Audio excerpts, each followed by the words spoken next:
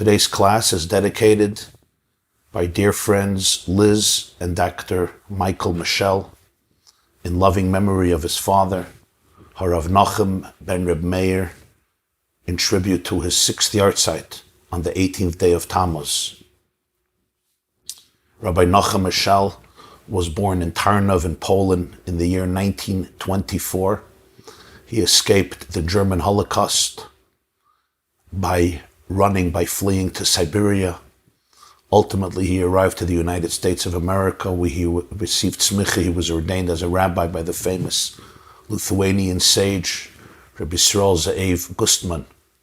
And over the next half a century, Rabbi Nachum Michel, Zichrono Livracha, dedicated his life to Jewish education.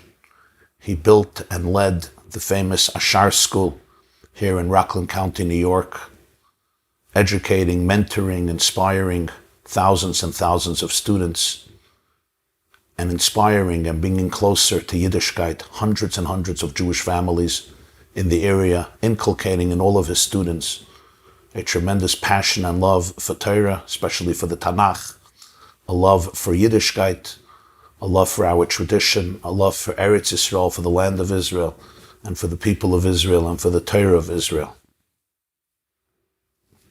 Yehi Zichrei Baruch. May he serve as an eternal source of blessing and inspiration to his loved ones, to his family, to all of his thousands of students in Israel and across the world, and to all of the Jewish people. It's never easy to give a class during such a week, such a time, when so many of our friends, relatives, community members, people we know directly or indirectly, are going through such a difficult and challenging time. And I have to say something. Many of us, feel compelled to give answers, to offer explanations, to give insights. But sometimes there's really not much to say. Explanations and answers and insights and perspectives, as valuable as they are and as helpful as they are, sometimes silence is far more authentic, far more real, far more accurate.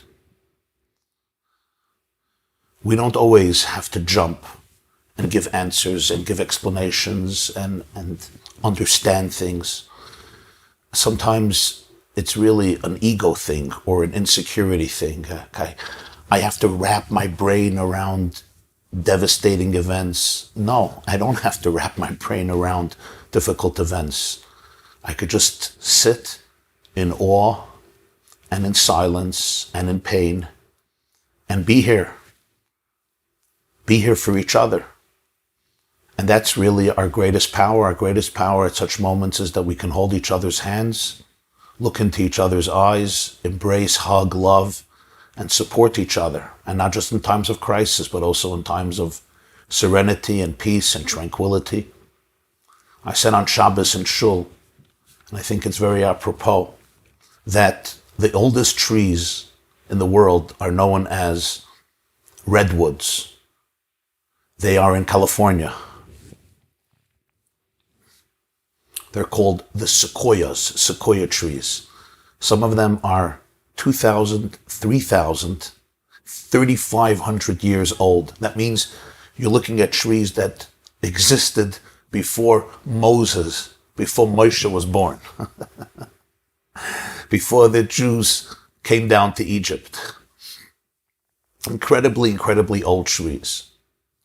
And these redwoods were investigated, like what is the secret of their power?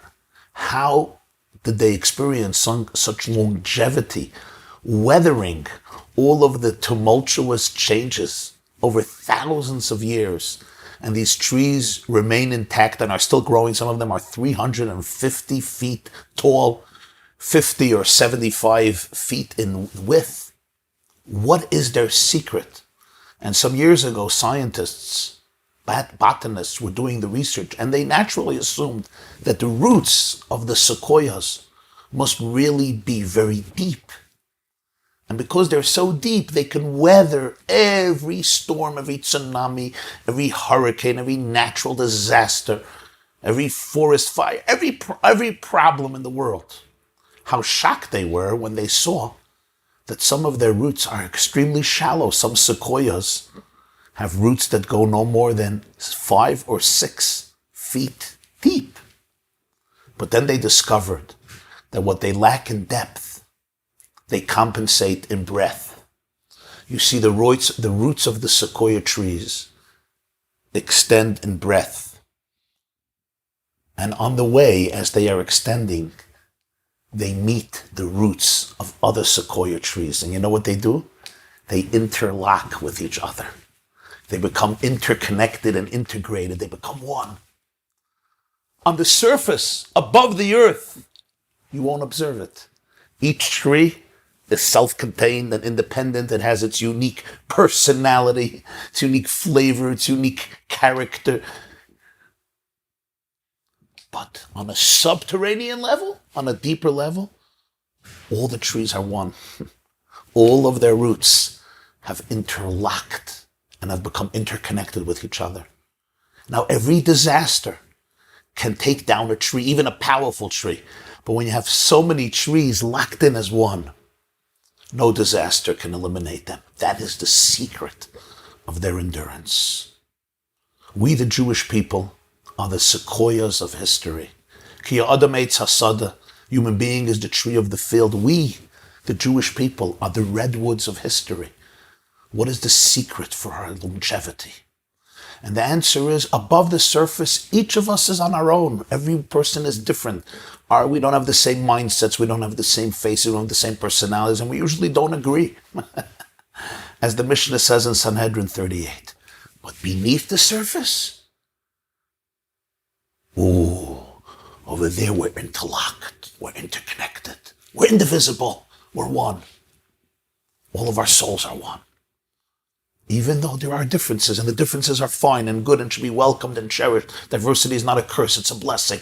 But on a deeper level, there's an absolute unity, and at such moments, that's what we have. We don't have answers.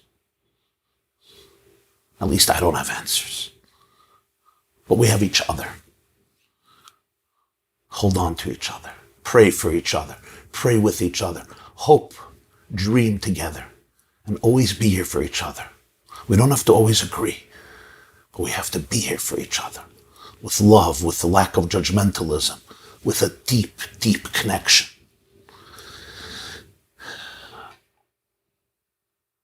And I know that we're joined here by some family members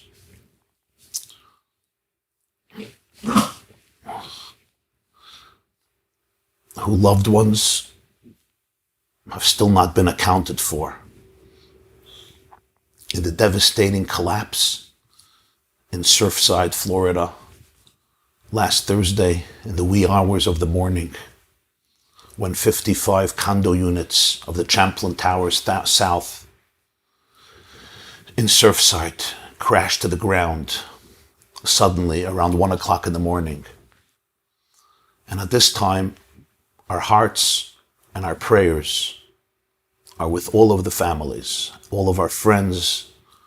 Many of you have friends or relatives, close friends or relatives, who have been affected by this in one way or another.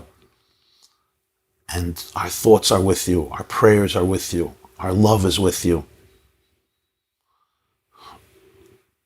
Our thoughts and prayers are also with all those families whose loved ones have been found in recent days. May God comfort you and give you all the strength that you need during this difficult hour. And our thoughts and hearts are with all the families and with all the loved ones whose relatives and loved ones have not been accounted for. And they're all anticipating and waiting for a miracle. We're here together, hoping for the best, embracing each other during a surreal week, a devastating week, since this unfathomable tragedy on last Thursday. So I was sitting Sunday on the couch in my house, and I was thinking about this tragedy. And I was thinking about the classes and lectures I'm going to be giving this week, including our weekly Tuesday morning class. And I was wondering, what should I say? What should I not say? just to talk about other subjects, it seems like inappropriate to talk about this subject. And what am I supposed to say? And I was just musing and allowing my mind to roam. And then suddenly I had this, epiphany, this aha moment. Something just came into my head. And I remembered something I came across years ago. I was still a yeshiva student, but it left such an impression on me, and it just came back. And yesterday, I spent many hours studying it. And let me tell you what it is. The Lubavitcher Rebbe, Rabbi Menachem Mendel Schneerson of blessed memory, married the daughter of the sixth Lubavitcher Rebbe in 1927 in Warsaw. Then he went with his wife and they moved to Berlin. He already moved to Berlin a little before his wedding. And he and his wife, Rebbe Chayamushka, lived in Berlin until Hitler came to power in 1933. And then they left Berlin and they moved to Paris. The Rebbe, whoever saw the Rebbe, knew he was a very clandestine, a very quiet person. He, so to speak, kept to himself. And it was very rare in those years that people would know about his brain, his wisdom, his greatness, his piety. But on Sukkot, 1932, he came to visit his father-in-law. He traveled from Berlin with his wife. They traveled from Berlin to Riga. His father-in-law was living in Riga in Latvia. He escaped Stalinist Russia a few years earlier. And his father-in-law, the Lubavitcher Rebbe, asked him to hold a fabrengen, a gathering of Torah and inspiration with the yeshiva boys, with the Hasidim, on Sukkot 1932 in Riga. So the Rebbe, he was known then as the Ramash, later become the Lubavitcher Rebbe, sat all night in the Sukkah with yeshiva students and other Hasidim there in Riga, Chalamayat Sukkot Tafresh Tzaddik Gimel 1932. It was a long, long fabrengen that was recalled by some of the students years later, what impression it made on them, but nobody had a record of it. After the Rebbe's passing in 1994, they found in his room many personal journals and writings, including a transcript of that fabrengen of Sukkot 1932 in Riga. It was published subsequently, close to 90 pages of that evening. So suddenly, years later, decades later, they discovered a transcript that the Rebbe himself wrote, either probably afterwards, of what he said that Sukkot as he spoke throughout the night in the Sukkah of the yeshiva, the Lubavitcher Yeshiva Tom Chet Mimim, in Riga, Latvia. Sukkot Tafresh Tzaddik Gimel 1932 was published in the late 90s in a book called Rishimois, volume 15. When it was published, I learned it. It's very, very deep, very complex, serious Talmudic analysis. And then I remembered that for a few hours, most of that fabrengen, I should say 50% of it, is dedicated to the laws that deal with searching for people who may be trapped in the rubble when a building collapses. And he analyzes it in detail and dissects it and speaks about it. And he spoke about it for a few hours. Why he chose particularly that topic to speak about for a few hours that night, I don't know. But from the 90 pages, a few dozen pages are dedicated to this Mishnah in Tractate Yuma, page 83, which happens to be what many people are going to be learning this week during the Daf Yomi. Literally this week. So this all came back to me, and I opened it up. I went to my bookcase, I opened it up, and I spent a few hours learning through this kuntras, this rishima, this fabrengen. As I told you, it's close to 90 pages, and it's very deep and very intricate. And then I thought, this would be appropriate to learn. Such a sensitive and such a difficult and such a challenging week, with so much devastation and so much pain, and yet so much hope and so much unity and so much anticipation, so much confusion and uncertainty. But as I was reading it, it gave me courage, it gave me empowerment, it gave me inspiration, it gave me perspective, it gave me hope, it gave me vigor, it gave me love, it gave me light, and I thought I want to learn this with you today as well. So let's begin. Again, it's 90 pages. I chose 2 or 3 pages to learn inside because I knew we couldn't learn 90 pages. And it's very, as I told you, it's very intricate, it's very deep, it's extremely profound, and it goes from one subject to another subject, analyzing the laws in a very nuanced and granular way, discussing it both from a halachic perspective, a Talmudic perspective, and then a spiritual perspective, an emotional perspective. So I chose literally a few of the hundreds and hundreds of ideas that I discussed. I'm saying this because I just want to tell you that I chose literally one aspect of a very long and elaborate conversation and discussion of the Lubavitcher Rebbe back in 1932, which means it's 88 years ago. Okay, so if you open your source sheet already, that's great. Afterwards, I will take some questions. After I'm done, I will take some questions. And let's dedicate all of this learning in the merit of all those who have not been accounted for yet in this disaster in Surfside, Florida, and for all of their families and all of their loved ones and all of their friends who are waiting in anticipation. May God protect them and save them. May God protect and give everybody the strength and inspiration you need and we need at this time. And of course, in tribute, in the loving memory of all those who perished in this disaster. Zechronim Livracha. May their memory never dissipate from us, and may they serve as an eternal inspiration, and may God give their families a lot of strength during a very difficult, challenging time. Let's begin with the source sheets. We begin with a Mishnah in Yuma Daf Pei Gimel Amud Aleph. That's the tractate Yuma 33a, and not 33, 83a, and as I said before, that in a few days, many, many Jews in Florida and around the world will be learning this in their classes of Daf Yomi, where they're holding now tractate Yuma, just literally a few pages before this. Says the Mishnah, and I quote, Mi shenofla lav mapoilis. If a mapoilis is a collapsed building, falls on someone. Now what happens if Shabbos comes, and we know that the observance of Shabbos is of highest priority in Jewish life, and it's one of the fundamentals of Jewish existence. What do they say? More than Jews kept Shabbos, the Shabbos kept the Jews.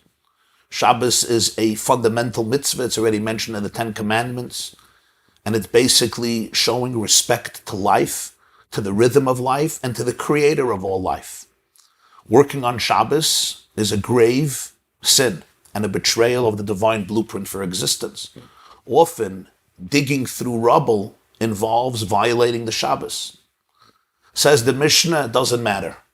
Even if it's Shabbos, the building collapsed on Shabbos, or the search for the people is going on Shabbos. It's like this.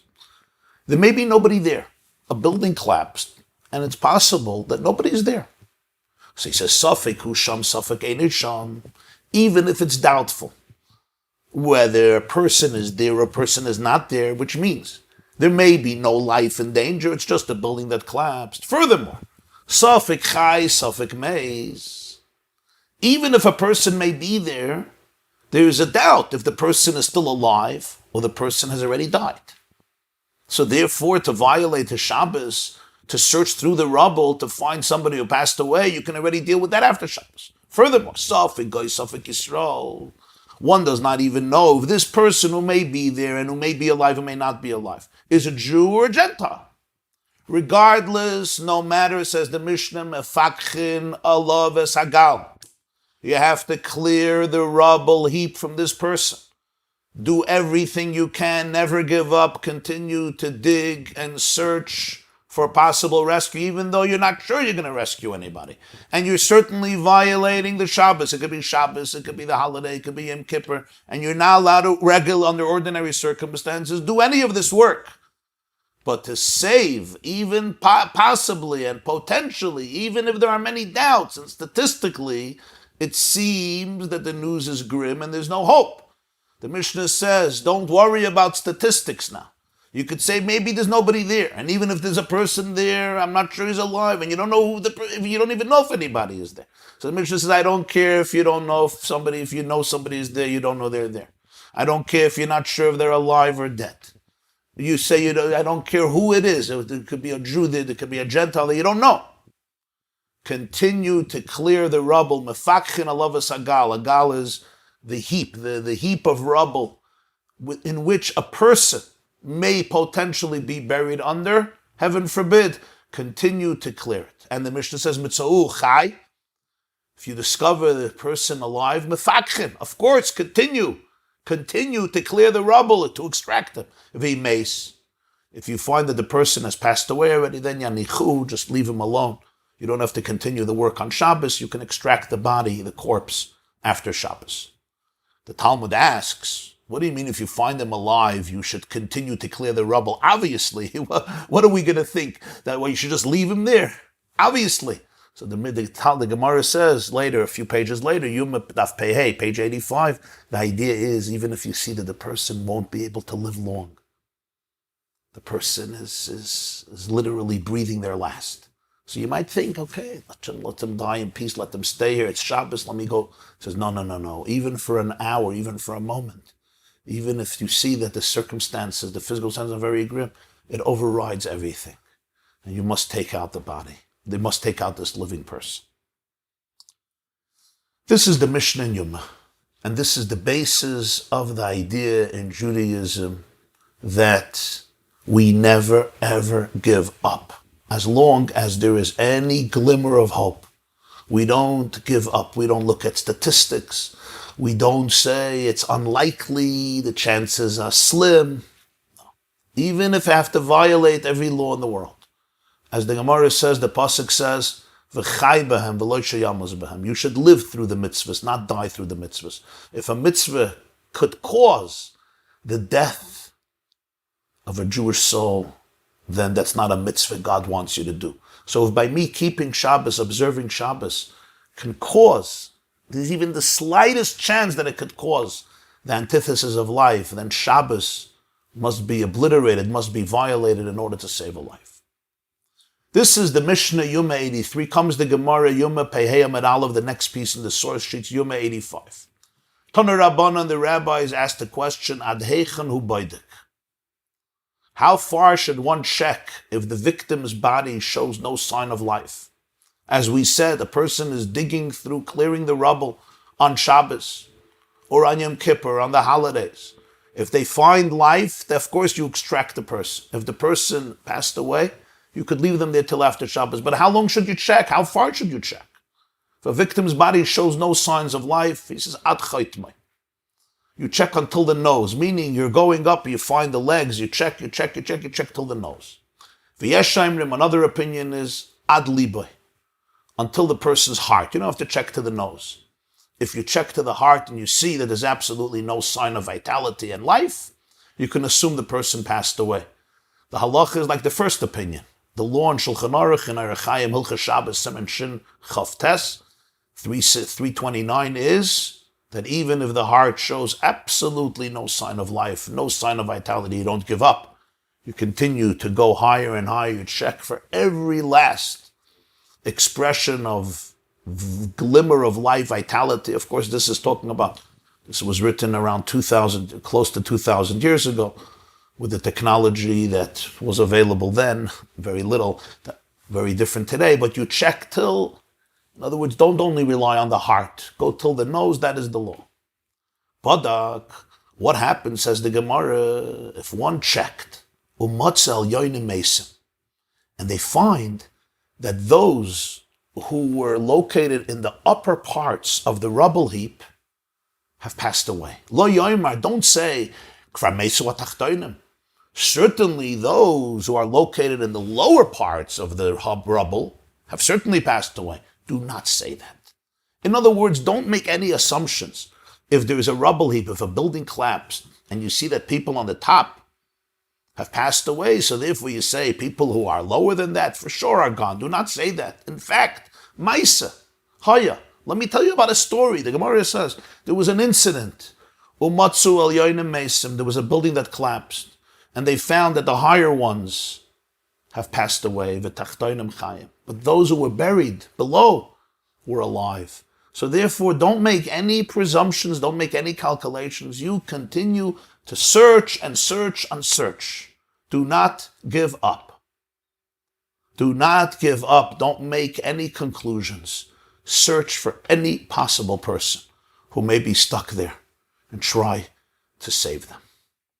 And this is the basis of the Jewish approach and the Jewish law to saving a life any day of the week, any moment of the week, regardless of the statistics. And certainly this day, our hopes, our prayers is that the team of rescuers should be successful in finding all those precious, precious, beloved people and souls, husbands and wives, young and old, mothers and fathers, grandparents, siblings and spouses, friends to many of you, relatives, children, parents who are trapped under the rubble. Now, we go to the next stage. Every single law in Judaism could be learned on two levels. On a concrete, physical, practical level, we're talking about rubble, we're talking about a heap, we're talking about a building, we're talking about the physical work of searching and rescuing. But every single law also exists on an emotional, spiritual level. And this is a fascinating idea. Whenever you learn Mishnah, you learn Talmud, or you learn Jewish law, you can always understand it on different levels. There's the concrete interpretation of every particular mitzvah, what it means in a very physical, literal sense. But you also have the ability to be able to see it on a metaphysical level. It's just like with a person. A person has a body and a person has a soul. I could look at your body and see the concrete physical manifestation of life, but there are also deeper components that I may not be able to see with my eyes, but they still exist. My deeper emotions, my deeper values, my deeper experiences, my deeper ideas. And both are what make up the miracle of life. And the same is true with Torah. There's the body of Torah, which is the concrete manifestation of Torah. Every halacha has a concrete, physical, and very technical interpretation, what it means in a physical reality. But the very same law can also be understood and appreciated and studied from a spiritual perspective. And both are completely synthesized with each other. They reflect each other like the body reflects the soul. And the soul is mirrored in the body, and the body mirrors the soul. So here, the Lubavitcher Rebbe, this Fabrengen that I spoke before about, Sukkot Tofresh Tzaddik Gimel, 1932, in Riga, in Latvia, analyzes everything we learn today from a spiritual perspective. There's a collapsed building that falls on somebody. We're not sure he's there. We're not sure he's not there. We don't know if he's there or not there. We don't know if he's alive or dead. We don't know if he's a Jew or a non-Jew. You continue to search through the rubble. And then there's the argument if you search only to the heart or you go to the nose. And then there's the idea, never assume that because the higher ones are gone, the lower ones are have also passed away. What does all of this mean in my life, in your life? What is the lesson for us? And when we learn about this, when we learn about the lessons of these laws in our lives, it's something that we can do. I cannot physically rescue. I don't have the tools, I don't have the skills, I don't have the training, I don't have the know-how.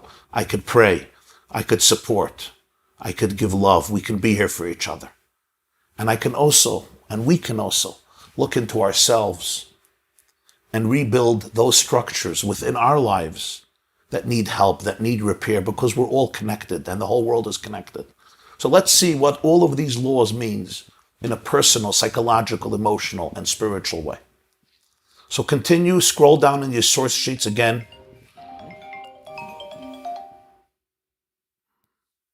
Those who want to go to the source sheets, if you're on Zoom, you can go to the chat and you have a link. You can go to theyeshiva.net and go to the top video. The Rebbe speaks about never giving hope, never giving up on people who may be stuck in the rubble, and the source sheets are above the video and below the video. Either view source sheets or below download, okay? So we continue now on the source sheets. We started page 1, go now to page 2. The second paragraph from the bottom of the page. In the previous paragraph, he quotes the whole Mishnah and Gemara that we just learned together, so I'm not going to do that again. And then he continues.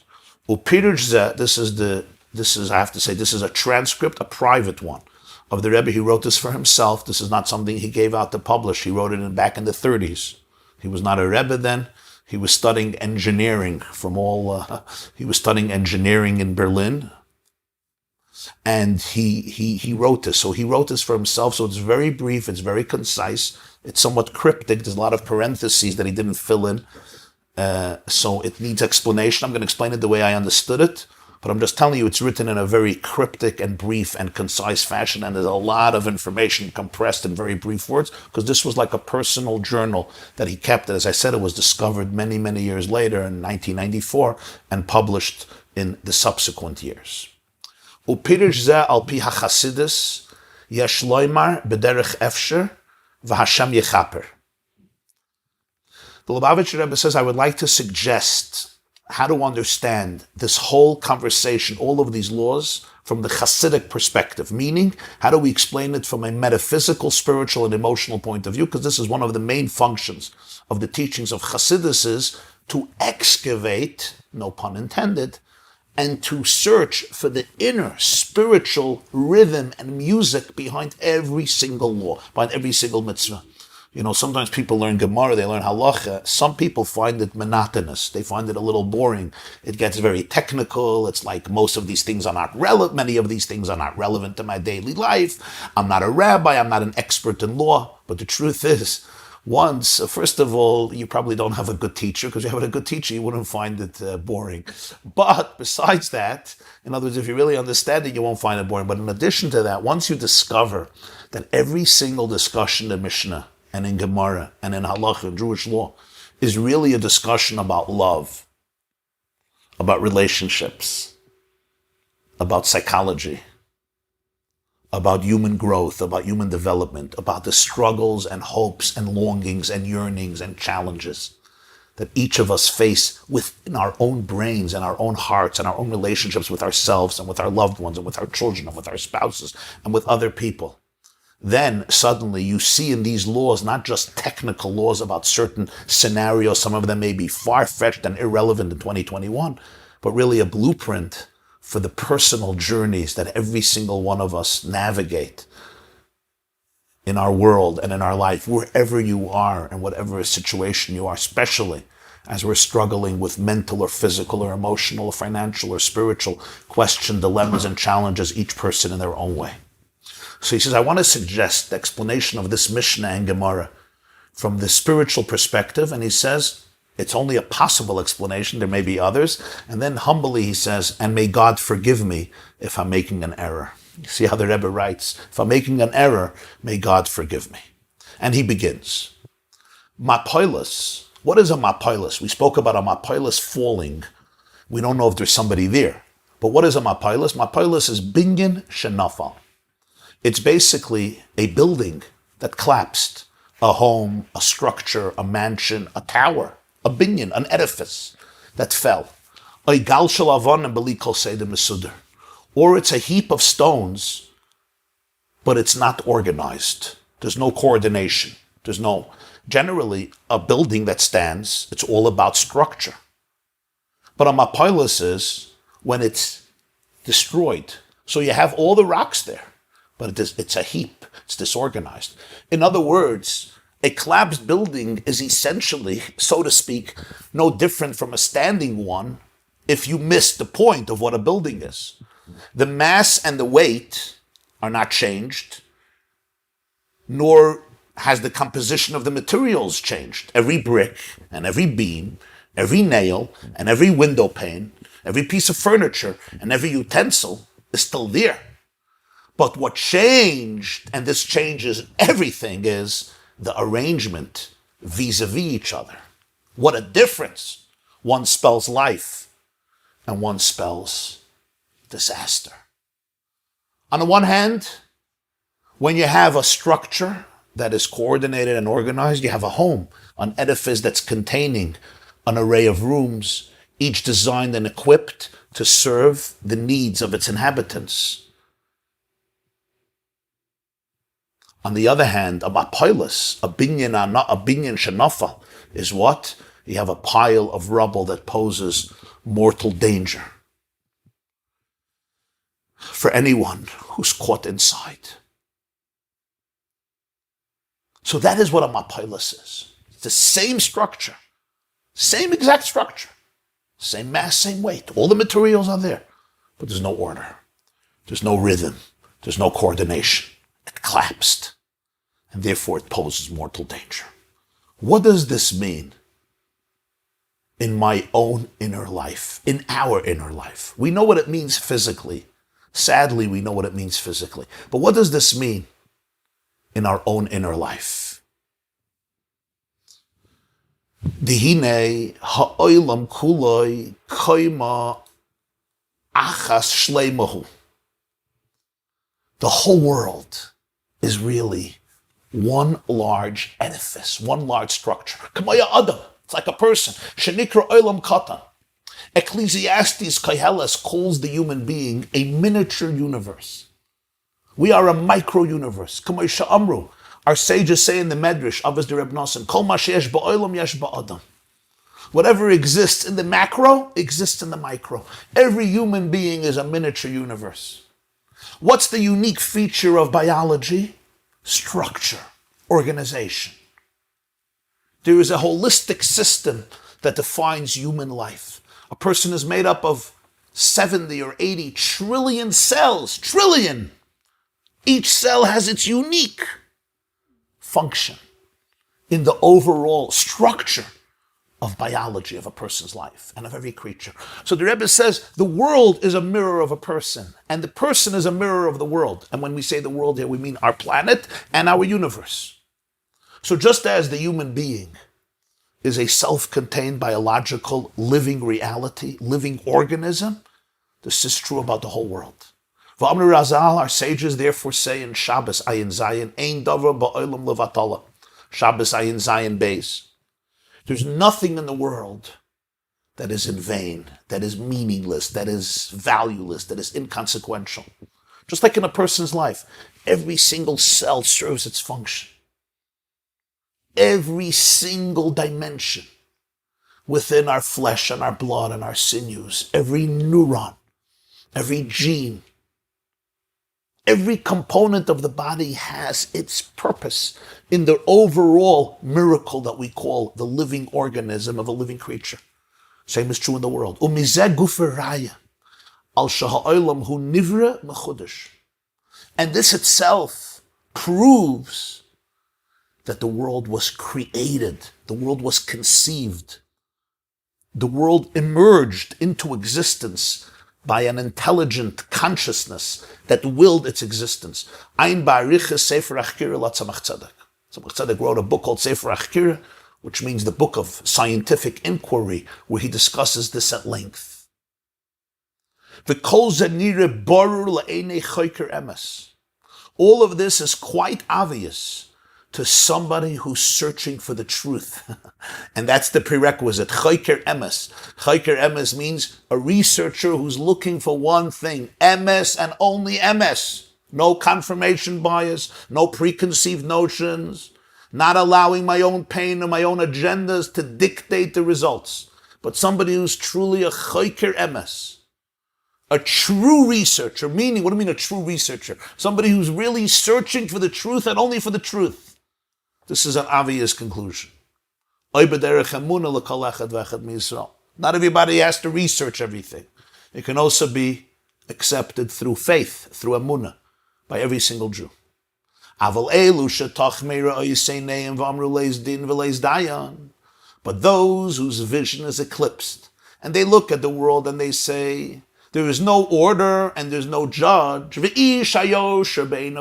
every person can do whatever they want. Might makes right. There is no master. You are a random mutation. You are a random error. Life is meaningless. Life is a mistake. All of existence is just a random piece of luck, and therefore you are an infinitesimal blimp on the surface of infinity. Your life amounts to nothing.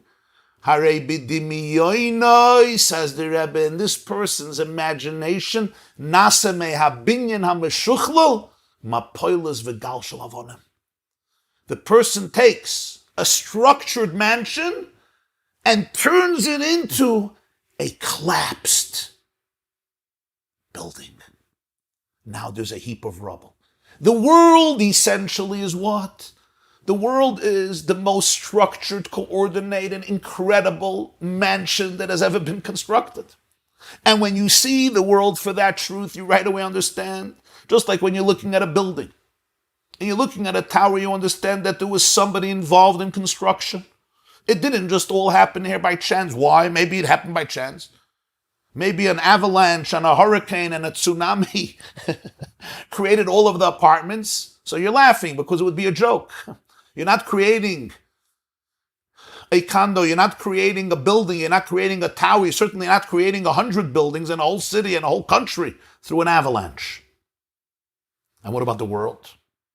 The most sophisticated building in the world pales in comparison, and not just pales, it pales infinitely in comparison to the engineering in one leaf, or in one worm, or in one cell.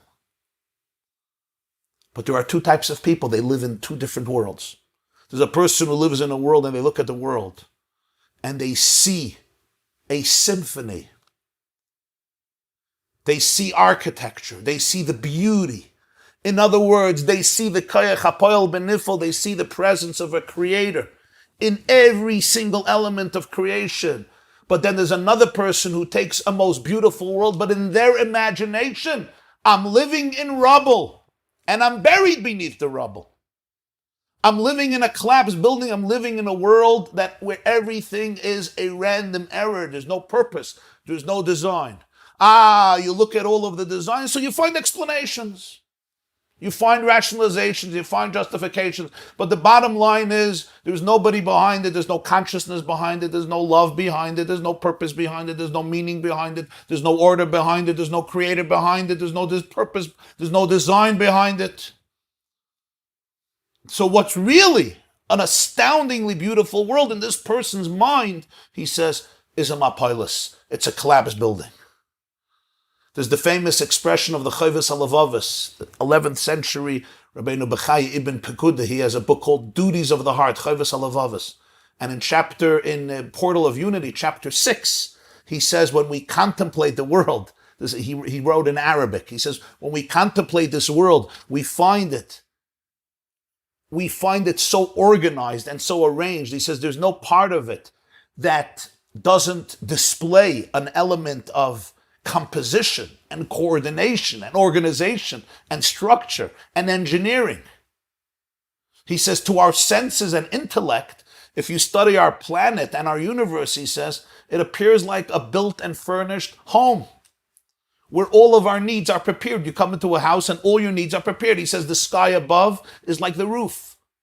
The earth below is like the carpet. The stars in their array are like candles. All the objects gathered in it are like the treasures of the home. Everything has its purpose and its need. And he says the person, the human being, is the master of the home, who he gets to use and enjoy everything that's in the home. The various types of plants prepared for the benefit of animal and then human life. The various kinds of animals. This is what Rabbi Bechai is writing in the 1000s. He says, take a look at the order of sunrise and sunset, establishing daytime and nighttime, allowing for vegetation and produce and hibernation, allowing for the different seasons, which allows for vegetation and produce to continue, allowing for cold and heat, for summer and winter, for the seasons and all of their benefits and all of the changes without interruption. He says, look at the orbits of the planets and all their movements and the stars and the constellations with their precise movements and order. Rabbeinu Bechai ibn Pekuda writes in the Duties of the Heart, never straying and never changing, and everything ultimately is here to be able to support life on the planet. So what the Lubavitcher Rebbe is telling us here is I could live in two different worlds.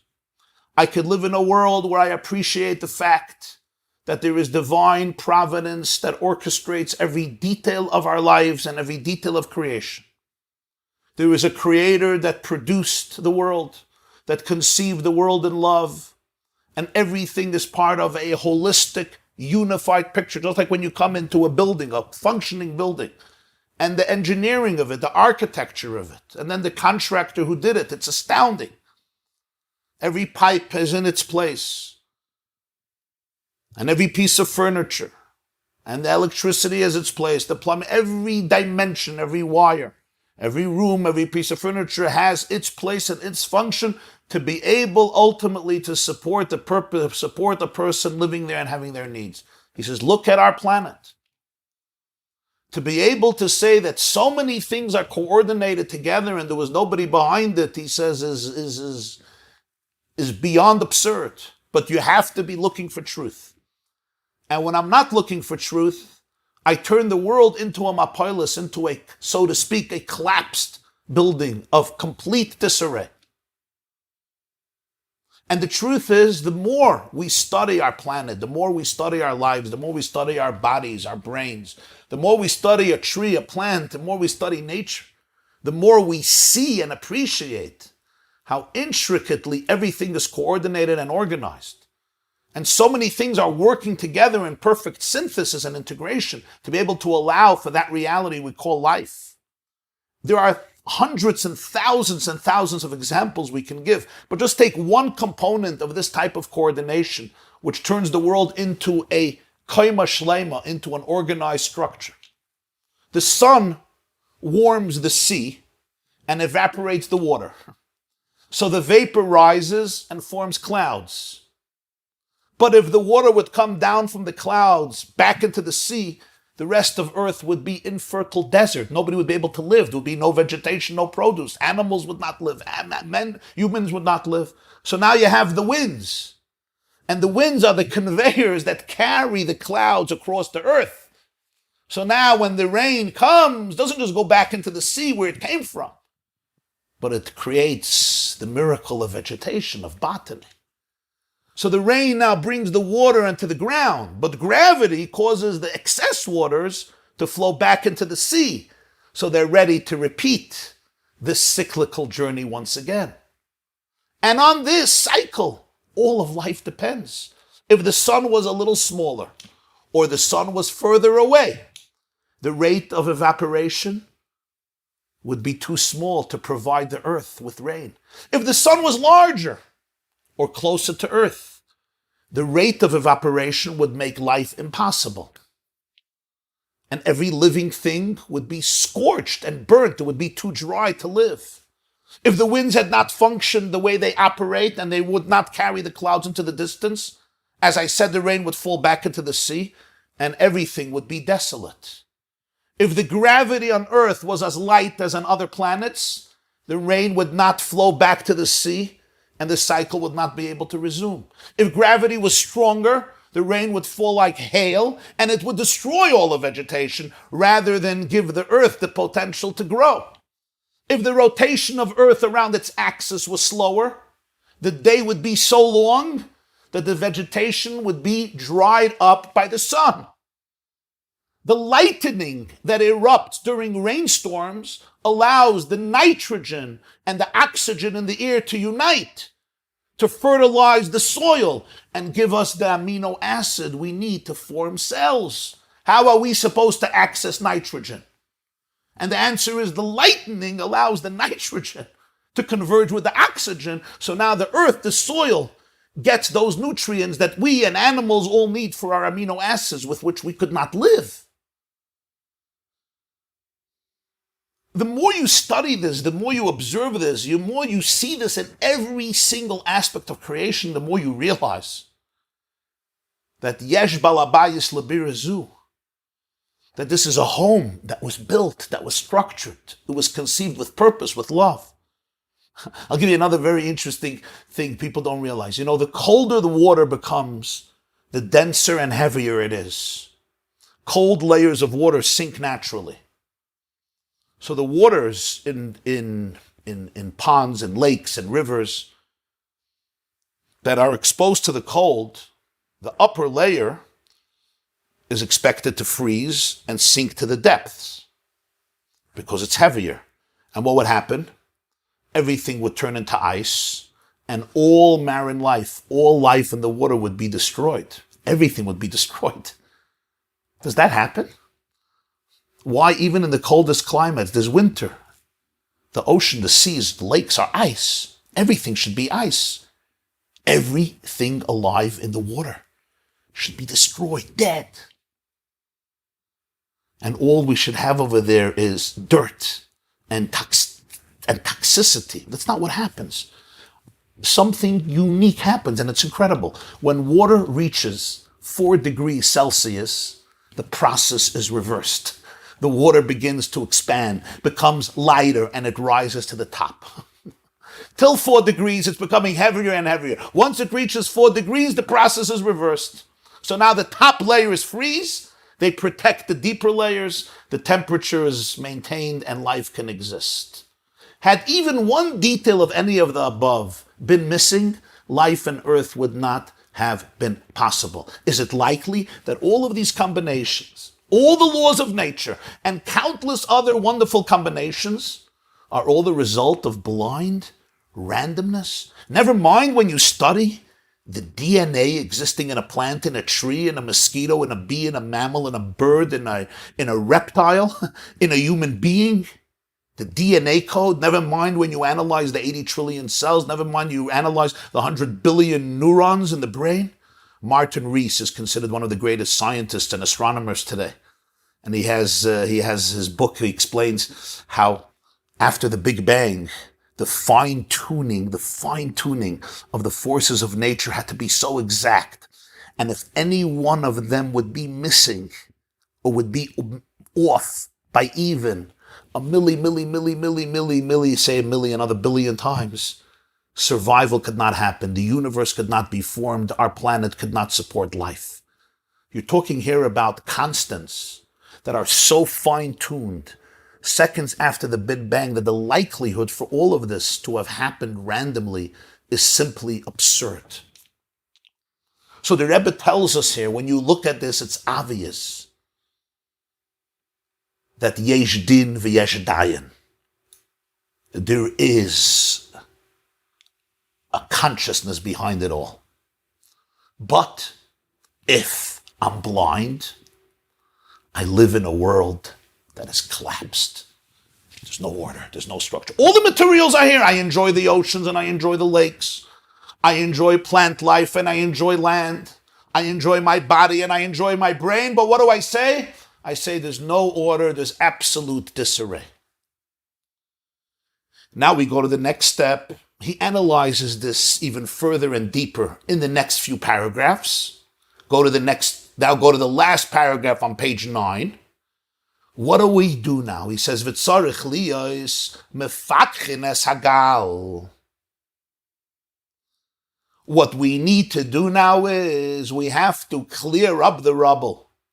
1 second. Why does the Mishnah say mefakhin? The Mishnah said mefanin. Mefanin means clear up the rubble. It says mefakhin. He says pikeach loshen chachma. Bechachma is bariru v'loshen pikeach ivrim. Mefakhin es hagal in Hebrew could mean clear up the rubble. It can also mean from the word pikeach, which means develop wisdom. And also from the word pikeach, which means vision, to see. Pikeach ivrim. He opens the eyes of the blind. One of the blessings in the morning. We have to open up a person's eyes and open up a person's perception that a person should be wise. The Talmud says, who is a wise person? Somebody who sees that which is being born. Literally, it means wise people look at the future, not only at the present. But there's a deeper interpretation. One needs to open their eyes to be able to see that the whole world is being born. It's being born. It was born and is being born from a state of nothingness, emerging into a state of somethingness through the Creator. Because this too is one of the fascinating components of the creation. For thousands of years, atheists maintain that the world was always here. If the world was always here, it doesn't need a creator. But only in the 1920s, in the last century, since the 1920s, most scientists now agree to the theory of the Big Bang. And one of the revolutions of the theory of the Big Bang is that it confirmed the opening word of Torah. Bereshis, there's a beginning. The Big Bang means there's a beginning. There's a beginning to the universe. But 1 second, how can something come from nothing? Nothing doesn't produce something. Something can develop perhaps into another something. But how does something come from nothing? How does ayin come to yesh, ex nihilo, as they say in Latin? How do you do that? If you take a cup, and the cup is empty, and there's no water in the cup, and you suction out all of the air, so it's now a completely empty cup, you turn it over and you leave it there for 10 years, and then you pick it up. Are you going to expect to find something there? And what if you leave it there for 1,000,000 years? And what if you leave it there for 1,000,000,000 years? Nothing is supposed to happen. How does something happen to nothing to create something? From nothing can't come something. And since we know that from nothing came something, therefore we say that nothing is really not nothing, but it's no thing. Nothingness is no thingness, which means it's not a thing, it's not tangible, it's not matter. M-A-T-T-E-R. It's what we call divine infinity, which is no thingness. It's ayin. It's no thingness. So a building that collapsed, what does it mean that I'm living? Under a building that collapsed means I'm living in a world that I believe has no meaning, has no purpose. I don't see the love. I don't see the soul. I don't see the consciousness. I don't see the divine alignment. When I walk into my home, I expect to see everything has its space because I know somebody built this home.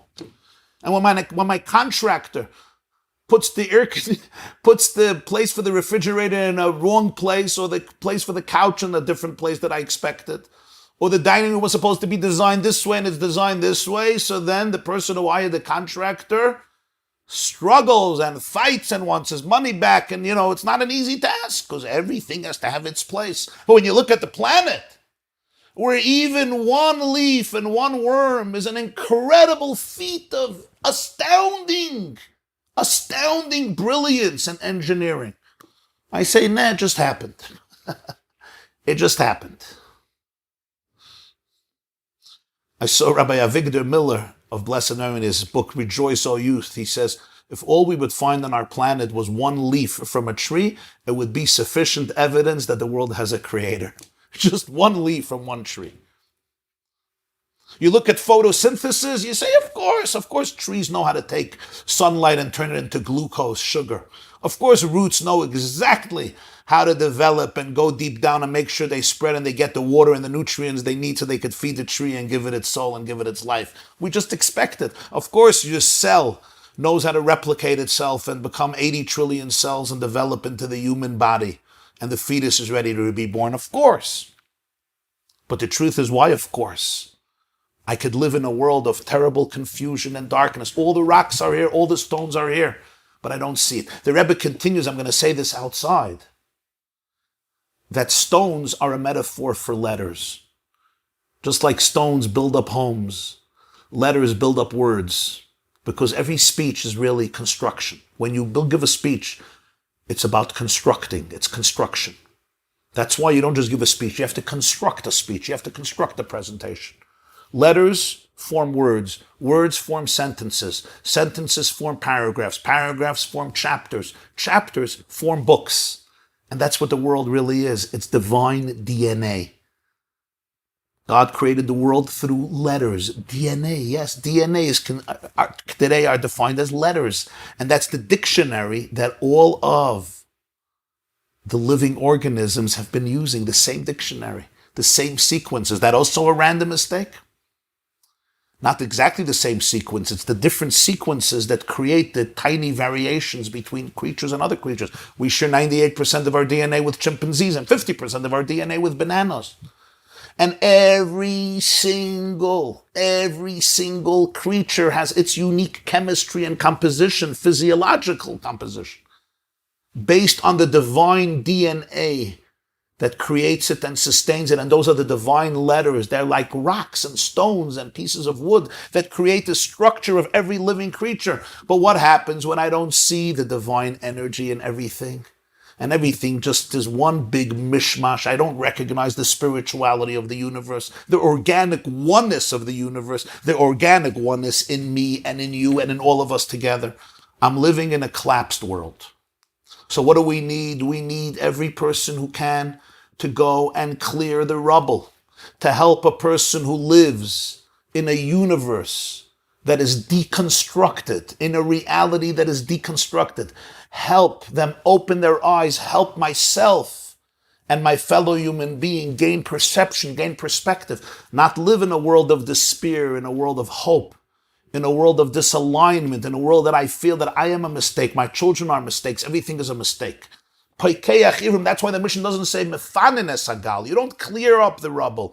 Pefachines hagal, which intimates also the spiritual work of opening up our eyes to be able to see, to perceive reality.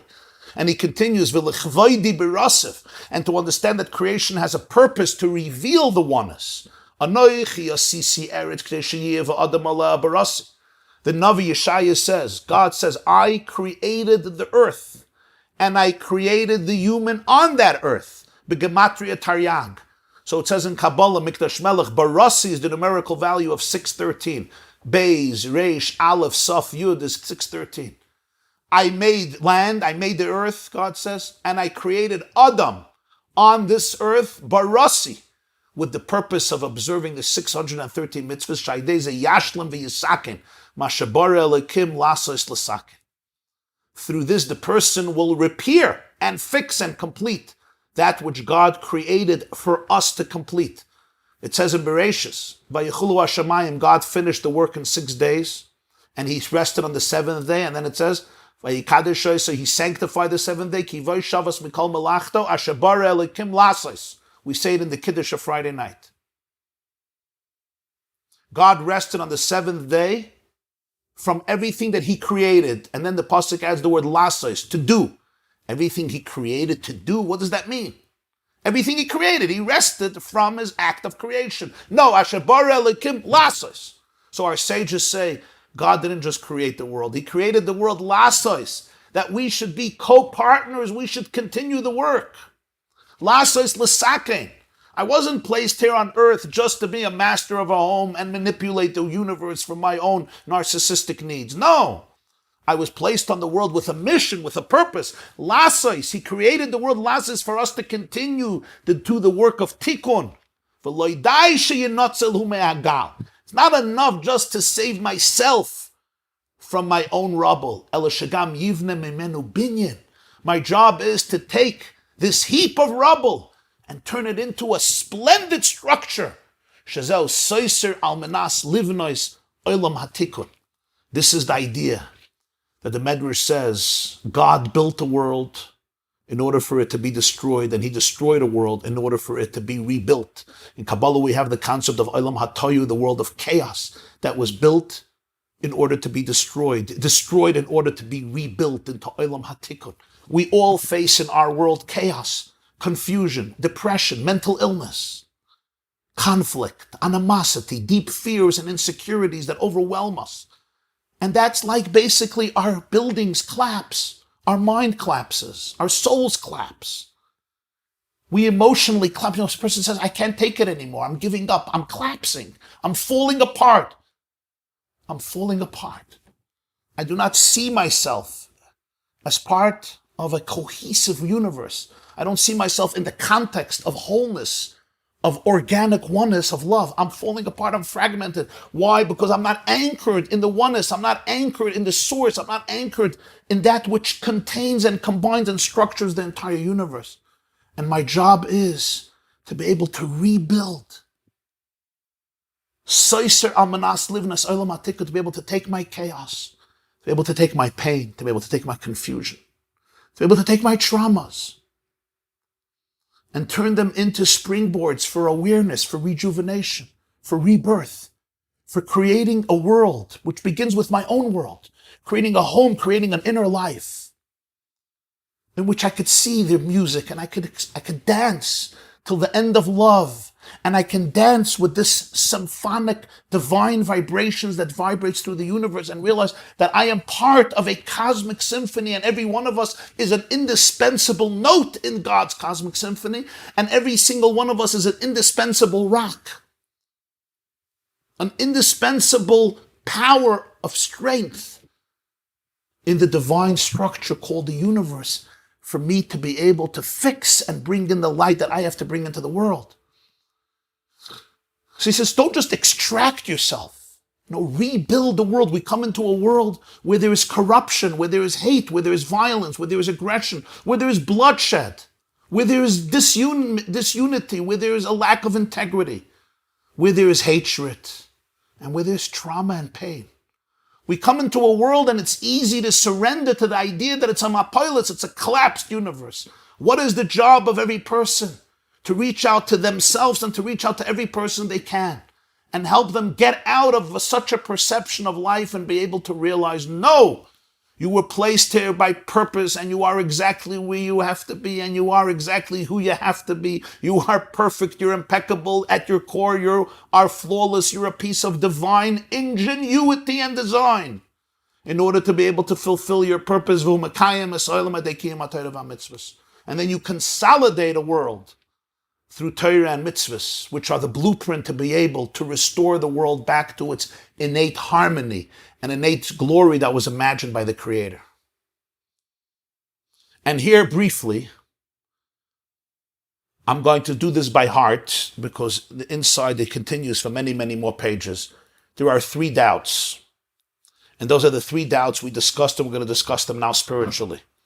We established that no matter when it is and who it is, you have to go and search through the rubble. Never stand by the blood of your brother. I cannot envelop myself in my personal Shabbos sanctity and say that I am aloof from a chaotic world. No, I must labor to clear the rubble heap for myself and my fellow human being and enlighten them, educate them, love them by teaching them by example. When the spiritual world is in jeopardy, I have to violate my own Shabbos, my own tranquility, my own serenity, to be able to help other people get out of the mess. Because the world, as we said, is a complex structure. Its design and purposefulness is evident to an observer who's unbiased. But we have free choice. And I can choose to ignore the obvious. I can view the world as a haphazard pile of rubble, a mishmash of elements, of creatures, laws without origin, without direction, without purpose.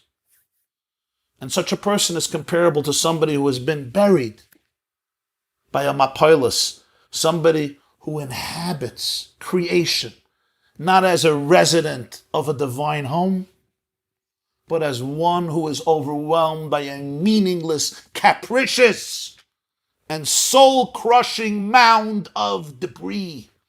Do you wake up in the morning and say, I am a resident of God's home and I have my unique role to play today? Or I wake up to a world and I say, this is so depressing, this is so meaningless, this is so capricious, this is so chaotic, this is so sad. Which world do you wake up into? So the Rebbe says some of us wake up into a world that crushes us. I don't feel happiness. I don't feel my dignity. I don't feel my purposefulness. I don't feel that I'm an ambassador of the divine, an ambassador of love, light, and hope. I feel that I am a random mistake, and we all have those moments. This is not either or. It's not a black and white question. I have those moments when I wake up into a world that is so confusing and I feel it's a meaningless place. And I'm overwhelmed by the anxiety and the stress of it all. What is anxiety and stress if not feeling that things are falling all over the place and I don't know how to contain them? What is anxiety if not this? I have never seen a better definition for anxiety than this piece of work, mapilis. In Talmud it's called mapilis. Things are falling apart and I have no place to put them.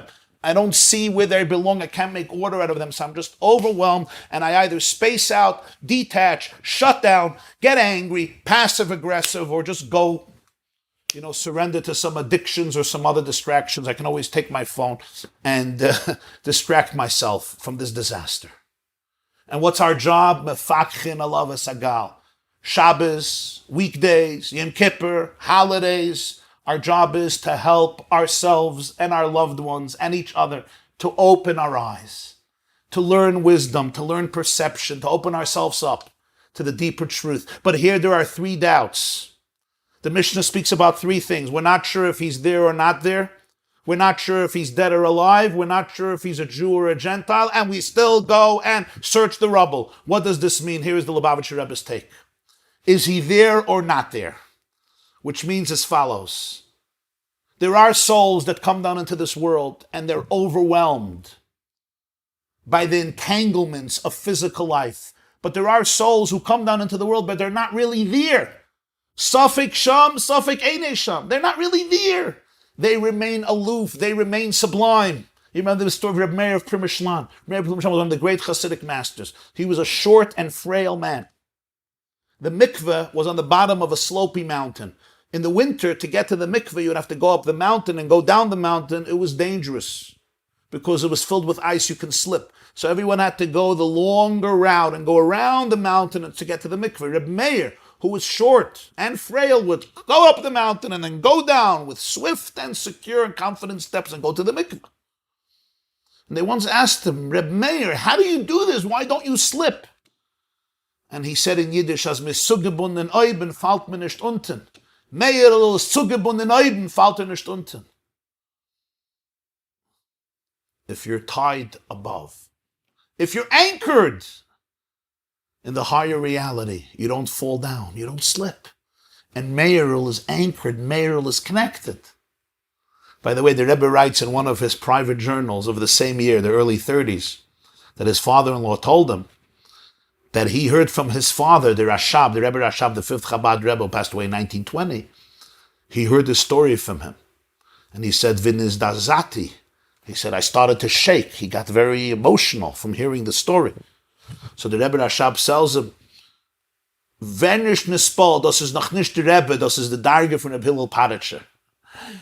The Rebbe says, it's an amazing story, but you don't have to get overwhelmed. It's still not what a Rebbe is. This is the level of Reb Hillel Paretscher. Reb Hillel Paretscher was one of the great Hasidim of Yuri, passed away, Tafresh Chav Daled, 1864. He's one of the great Hasidim of the Balatanya, of the Mittler, of the Tzemach Tzedek, Reb Hillel Paretscher. He says, this is the level of Reb Hillel Paretscher, which means it's amazing, it's astounding. But what does it really mean? It means some people, they're not here. They're in the world. They're in the world. There's a world of atheism and a world of confusion and a world of depression and a world of chaos. But they're not here. They're always in a different space. You know, I always say there are AM souls and FM souls, right? In the radio, right? AM souls, you turn on the channels and the world is coming to an end within 7 minutes, especially when you have certain talk show hosts. You go to FM, zingt, megate. You know when you have an AM married to an FM? You ever saw that, right? The AM looks at the FM and says, you're out for lunch, you're clueless, you're detached, you don't care. And the FM looks at AM, you're always tense, you're always anxious. Where should you live, in AM or FM? Many of you don't even know what this is anymore. You don't listen to the radio. But in the olden days, we went into the car, you had AM or FM. Some people wanted to hear the crushing news, and some people wanted to hear their music. So Lahavdil Rebbe Meir Primishlan says, I'm anchored above, I don't fall below. So you look at a person, you don't know if he's there or he's not there. The soul may not even be in the rubble. Safek Einei Sham, he may not even be there. Two types of people. You have a person who came into the world, but they never really landed, they never really became enmeshed. Such an individual, it's very easy to extract. Such an individual may not even need your assistance.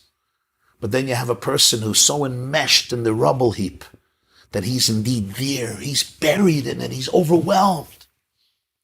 So the Mishnah says, I don't care who the person is. You go and get them. You go and help them. Then you have the second doubt. Safek Chai, Safek Meis. Even if he's there, he may be dead.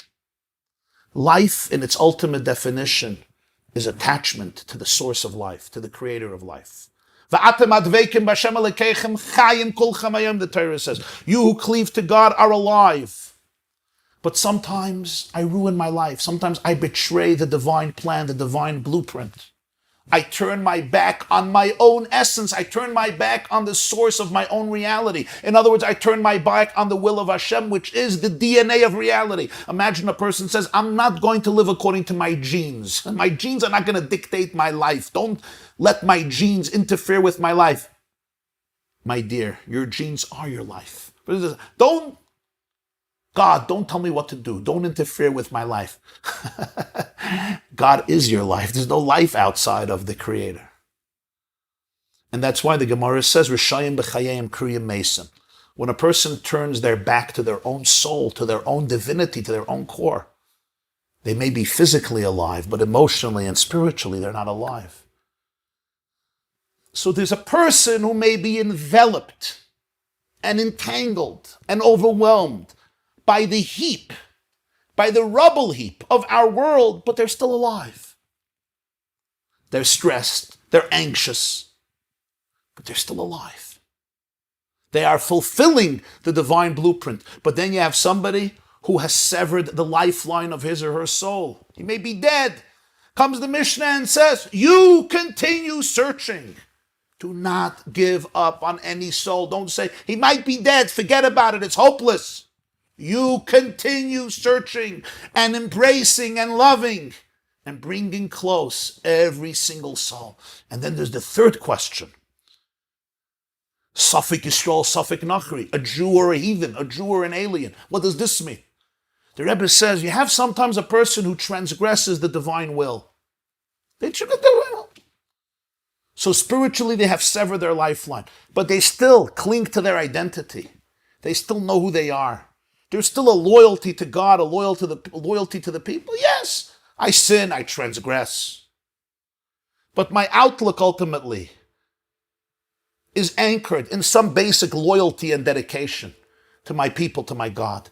But then you have somebody who is so overwhelmed by the rubble heap of life that he or she becomes completely alienated from their roots, and they have now renounced the very essence of who they are. Is there any point in disturbing my own spiritual tranquility, my own Shabbos, to attempt the excavation of such an individual? Sometimes you look at a friend, or you look at a child, you look at a nephew, you look at a niece, or you look at yourself, and you say, this person is so alienated. It's not just they have severed their lifeline, they do wrong things, they do things that undermine their connection with life. So there's a spiritual death there.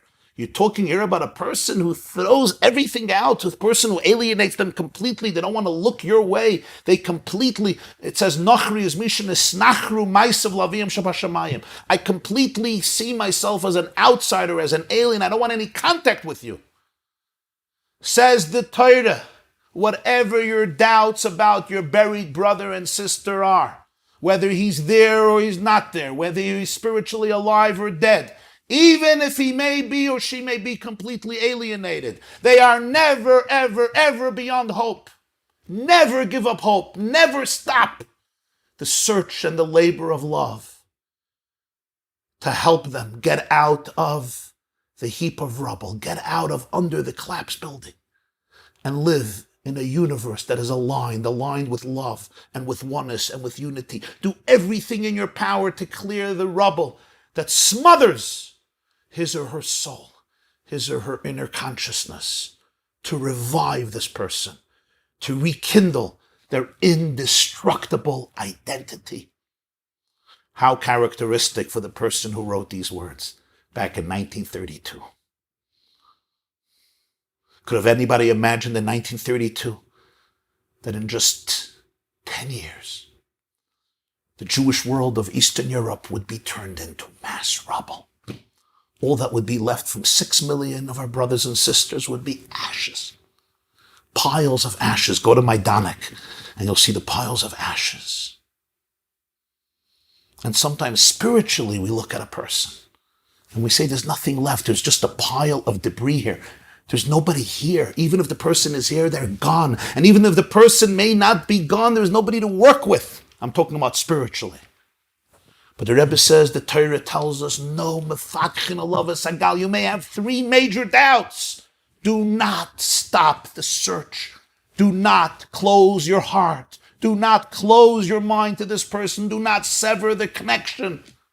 Remember that there is an indestructible soul that may be smothered, that may be repressed, that may be buried under layers and layers and layers of spiritual and psychological and mental debris and pain and trauma and anxiety. But you don't stop the dig. And now, in the next 5 minutes, I'm going to complete the last piece. Then there's an argument. How far do we check? To the heart or to the nose? The halacha is you check till the nose, even if the heart shows no sign of life. And what that means is no soul is beyond hope, because the soul is a piece of God. But one opinion says if you don't see anything in the heart, there's no hope. If you don't see any sign of emotion, any sign of spiritual life, there's no hope. The other opinion says, no. Go back till the nose. God blew into Adam the soul of life into his nostrils. Asher neshama ba'apa. We say the soul is in the nostrils. The Gemara says, in the beginning of the day, the soul is in my nostrils. Later, I have to try to expand it throughout my entire body and life. Don't look at the heart, even if the heart seems completely dead and lifeless. The soul is completely disconnected. But in the nose, there's still a soul. That's where God put the soul. You will find it. Don't give up hope. Look at that nose. And that's indeed the law of Judaism. And then finally, the Talmud says, sometimes you see that the higher ones, those who are located in a higher place, are dead already. When the building collapses, they have passed away. Do not presume that therefore you're not going to go down to the lower ones. He says, what does this mean? He says, sometimes you look at a situation and you see somebody who seemed so talented and elevated and spiritually refined, and yet they have given up on life. And you can't find any vitality there. And then you'll say, so for sure, I'm not going to work with somebody who seems to be in a much lower place, in a much lower state. Do not do that. Sometimes, he says, we have seen in history that talented people, lofty people, have succumbed to the confusions of life, to the pain of life. Do not presume that somebody with a lesser degree of talent or intelligence or spiritual aptitude is also doomed. Never give up on anybody's soul. Don't compare people.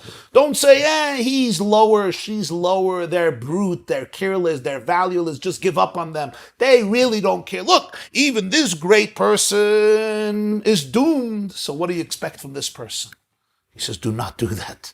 On the contrary, time and time again we have seen that sometimes it's the simple folk who have persevered. Sometimes people who were eminent and erudite have fallen by the wayside. And yet the simple Jew with his deep inner faith and integrity,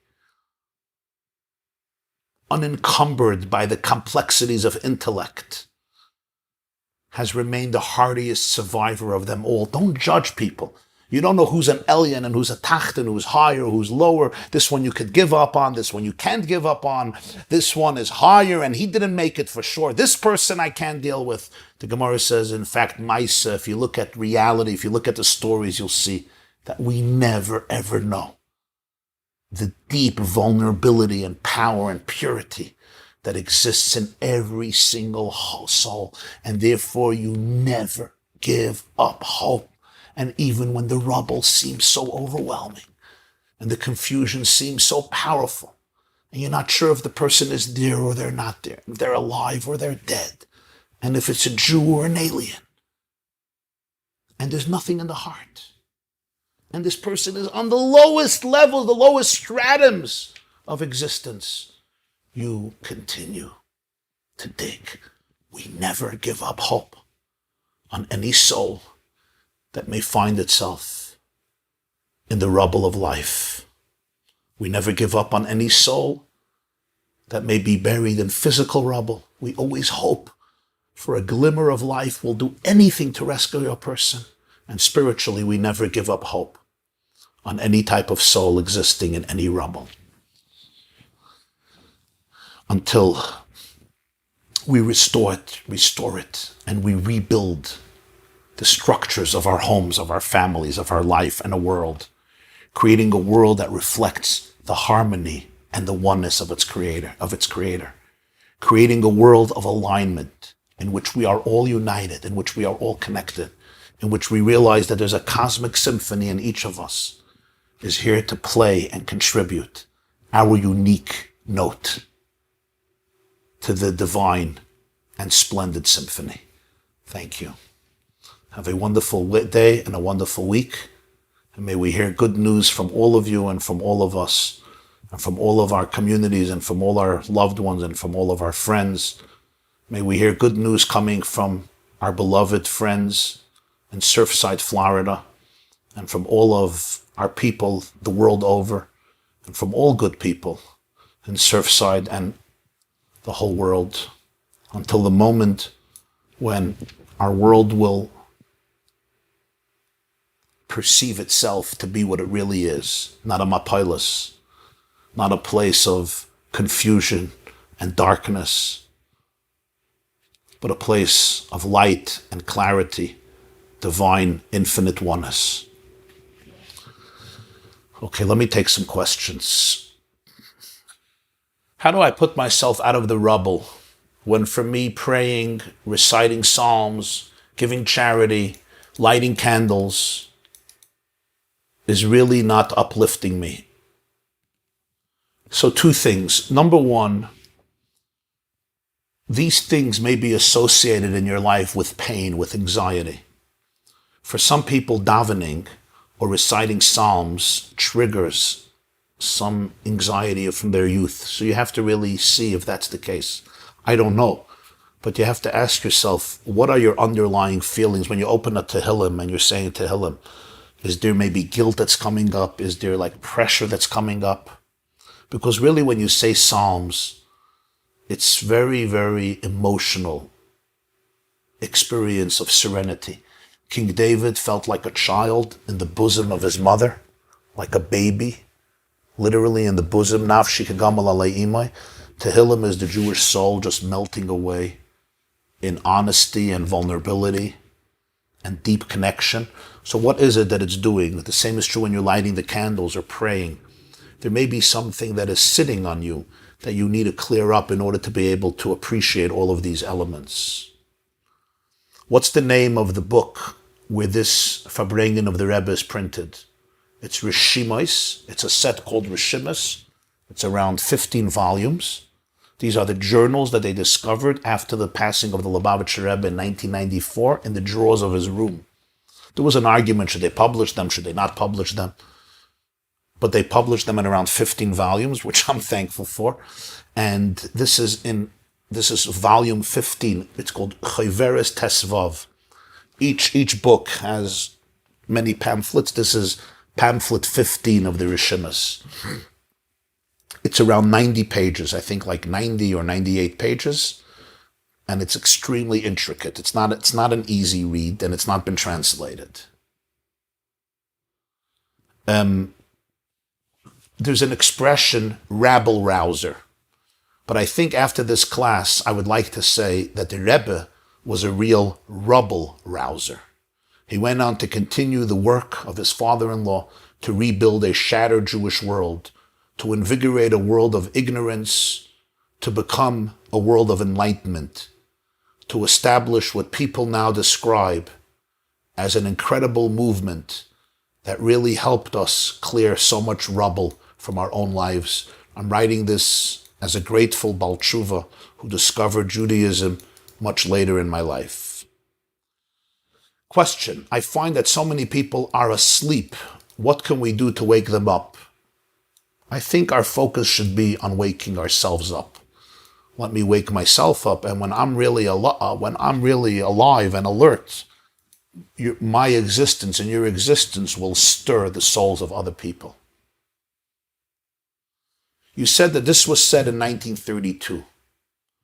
Is it possible that the Rebbe spoke about this also because of the great Russian famine of 1932 and 1933 that killed 5 million people, including 4 million people in the Ukraine, which was the Rebbe's birthplace, and Dnipropetrovsk, where he grew up, and he was referring to this? Or maybe he was also referring to the Wall Street crash of 1929, which resulted in the Great Depression. Many people died. In our days, we saw 9/11, which of course brought down the tallest building in the world, killing 3,000. And it's fascinating that so many people didn't have closure until a speck of DNA confirmed what they already knew after 9/11. Yeah, it's possible that the Rebbe was referring also to some event that happened in 1932 or 1931 or 1930, maybe in Poland or Latvia or Russia. Or maybe he just chose this particular part of Gemara to use it as a springboard for the ideas. I wouldn't know that. You speak about scientific inquiry with truth, without bias. Can somebody be unbiased? Is there anybody in the world who's objective? Could somebody be looking for truth? We all have preconceived notions. We all have confirmation bias. I don't believe that there's such a thing as an objective person who is completely objective. I agree with you, but at least I could be open to my biases. I could be open to the fact that I have biases. I may not always be able to know what they are and see them on my own, but I could tell myself, you know what, maybe I have to go deeper. Maybe I have to really try to get rid of my fear of what the conclusion may be. Maybe I'm not comfortable with learning that there is a God in the world. Maybe it's too painful. Maybe it means that there are demands. Maybe it means that I have to ask myself, what's the purpose? It's so much easier to say life is a mistake. I don't think it's really easier. I think it's depressing, but ultimately it's easier, shorter. So I have to at least open myself up to all of these factors. A lot of beautiful questions. Wow. Okay, last question. By 1932, there were already whispers of the Holocaust. We all know of an essay by Rav Kook about the shofar and his speech that he gave in the Churva in 1933. So maybe this was some subtle, unconscious intimation of what would be happening to Eastern European Jewry. That's what I said earlier, that suddenly the mapilas, all the structures that Jews were comfortable in, or at least somewhat comfortable in, or at least accustomed to, came crashing down in the years after 1932. And we had to rebuild, and we rebuilt. But now again, so many structures are crumbling in a different way, emotionally, physically, spiritually. You had Miron, you had Karlin, you have here Surfside. You had Corona, the Corona structures brought the whole world to its knees, 7.7 billion people. And I think at such moments, we have to really be able to go out there with compassion and help lift every single person who may be buried in the rubbles of uncertainty and confusion and sadness and despair and trauma and anxiety. That's our job. That's our job. Everyone today is a rescue worker. Rescue yourself, rescue your kids, and rescue everybody you know. And rescue doesn't mean that I'm the savior and have all the answers. It just means I could give you my arm, my hand. I could stretch out my hand, stretch out my arm, and most importantly, stretch out my heart. And I think that's one of our mission statements today. What is the title of the volume of books found and printed? It's called Reshimos. Reish Shin Yud Mem Vav Sof. Reshimos. Reshimos by the Lubavitcher Rebbe. I wish you all an amazing day and a beautiful day. May we hear good news, and may we all be zeicha to the Geula Shleima b'mheira b'yameinu. Amen. Take it from Miyad Mamish. Thank you, everybody, for joining us. And especially I want to thank everybody that's joining us from Florida. There's many people joining us here from Florida, I can see, including friends, families, relatives of those who are not accounted for. And I want to welcome you and thank you for being here and just say that we're with you. You're in our thoughts, you're in our hearts, you're in our prayers. We want to be here with you. We stand with you together at this moment of challenge and difficulty and deep emotional uncertainty, and yet profound faith and profound hope. Thank you. This class is brought to you by theyeshiva.net. Please help us continue the classes. Make even a small contribution at www.theyeshiva.net/donate.